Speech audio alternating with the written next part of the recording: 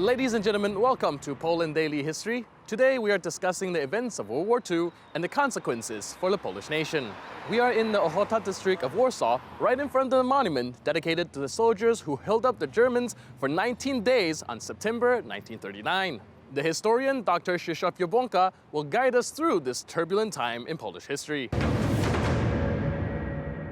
Continuing on the discussion of the Second World War, in the earlier episodes we've been talking about the earlier phases of the war, and now I was hoping we can get into the turning point where the Soviets won the Battle of Stalingrad and how did that shift the entire war. Dopóki Związek Sowiecki znajdował się w opałach i ginął w oczach, Polaków niemal noszono na rękach, przepraszano ich. As long as the Soviet Union was in trouble and was withering away, Poles were almost carried in the hands of other countries. They were apologized to and efforts were made to satisfy all Polish needs without creating excessive, though not complete, obstacles. At the time when the Polish army left the territory of the Soviet Union and there was a breakthrough at Stalingrad, and on February 2nd, 1943, the German army finally capitulated, and since then it has been systematically pushed west. The attitude towards Poles changed radically.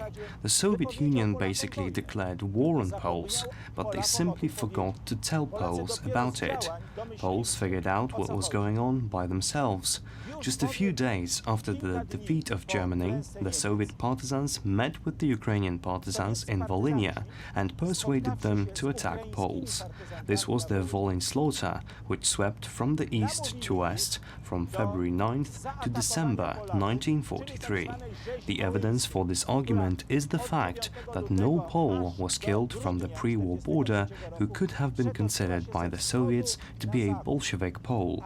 The second, very important thing was the discovery of the Katyn massacre, which the Germans publicized and which the Soviets immediately denied. When the Poles turned to the International Red Cross in Geneva, the Soviet Union treated it as casus belli and broke off diplomatic relations, which in the Soviet language meant a war with Poles. Finally, the third moment, the entry of Soviet troops into the territory of the former Polish-Lithuanian Commonwealth and the almost immediate fight with the Polish guerrilla. The Poles were disarmed, or even like Kmicic, shot by Soviet partisans. From then on, terrified Poles had to fight both armies. The Soviets pretended to be friends, they invited the Poles to parties, vodka was poured, after which the Poles were arrested and taken deep into Russia to the camps. They were treated as Hitler's allies. Anyway, Soviet propaganda tried hard to do what Poles did not succeed to do. Hitler's allies, and in extreme cases Polish partisans who were exported to the east, who fought hard for 4 years with Germans, were disguised in German uniforms so that the local people were convinced that they were freshly delivered Germans. At an extreme moment in the NKVD camp in Jagiellowo, an agreement was reached between Polish, German and Russian prisoners there, and a joint hunger strike was carried out which forced the NKVD authorities to treat the prisoners better. Ultimately, the Poles, joining the Wisła and Storm actions, tried to free themselves at the critical moment as much of Poland as possible to be able to welcome the Russians as allies. In any case, the Russians turned out to be occupiers. An extreme example of such an action, at the culmination of the Storm action, was the Warsaw Uprising, which was to finally tear the mask off Stalin's face. Is he an ally of Western powers, or is he an ally of Hitler? At this point, Stalin hesitated. Until August 1st, 1944, all Soviet radio stations were constantly urging, "People of Warsaw, take up arms. The Red Army is going to help you," calling for an uprising. It was a spontaneous uprising that would dispel any doubts from the underground state. The Poles retained discipline and joined the fight on the order given by the head of the Polish underground army. Unfortunately, at this point, Stalin took offense at Poles. He decided to leave them alone. The worst situations occurred during the war, when the Soviet troops occupying part of Prague from the momentum over the broken bridges began to cross over to the insurgents. The NKVD NKVD troops shot them in the backs, killing one of the commanders, Michał Wiśniewski, on the Kierbeć bridge. His comrades in arms, when they reached his wife and father's wife, simply stated, "Our people shot us in our backs," which was a rare occurrence during the war. Finally, the last thing, the uprising collapsed. It was terribly bloody. After the uprising, 80% of the city's material condition was destroyed. That was houses, palaces, everything we had. Only the channels were fairly maintained. The Soviets did not bat an eye. We paid a terrible price. We paid with our capital and almost 150,000 people killed. But the effect was equally valuable, since the Bolsheviks have since betrayed themselves as future opponents of Western countries.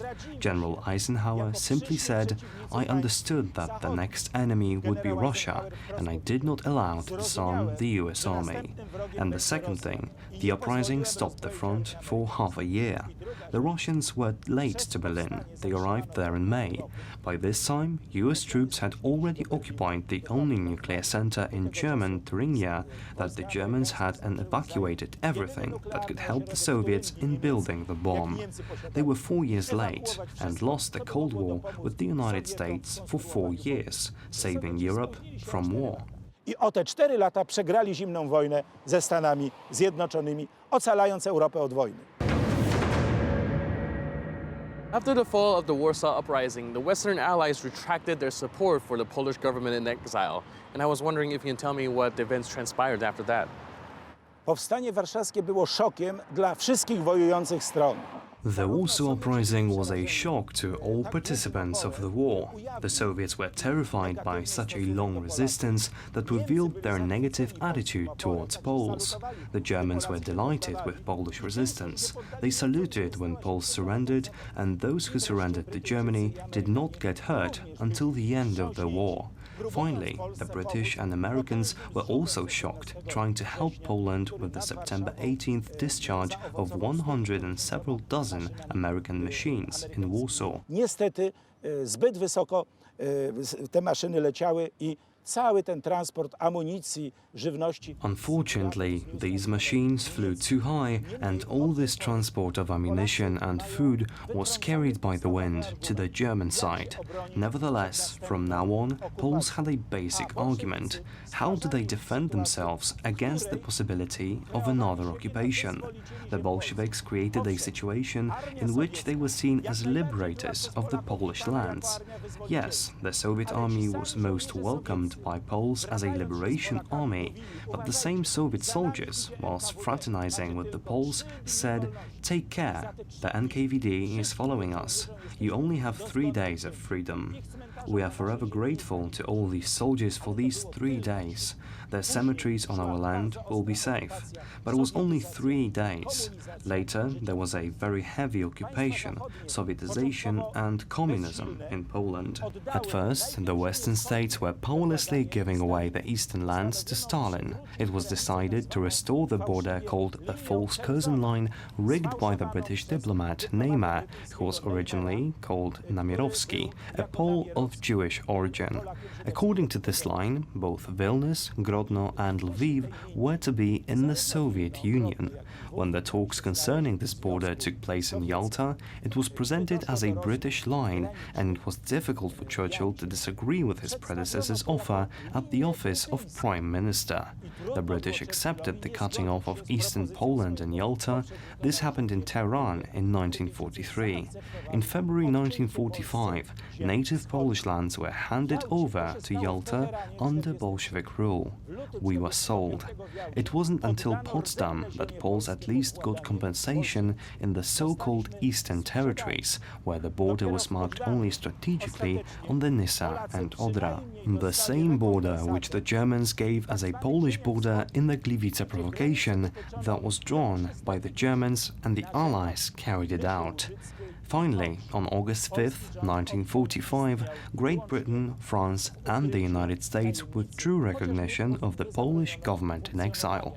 From then on, the Polish government existed only in secret, although it was not forbidden to function. There was a president in exile, and after the death of President Raczkiewicz, his successor was automatically appointed, who appointed a successor after his death, after which 7-year terms took place, and the last president of the Polish government was appointed. The protected insignia, flag, book and seal were brought and handed over to the first president of independent Poland, Lech Wałęsa, upon the general election. Polish continuity was maintained. The Second Republic gave birth to the Third Republic. Została utrzymana. Druga Rzeczpospolita zrodziła Trzecią Rzeczpospolitą. As we have seen today, the Second World War had devastating consequences for Poland. Despite the country's best effort to fend off the German aggressors, Poland was occupied first by the Germans and then the Soviet Union until 1989. That's it for today. I'm your host, Benjamin Lee. I'll see you next time on Poland Daily History.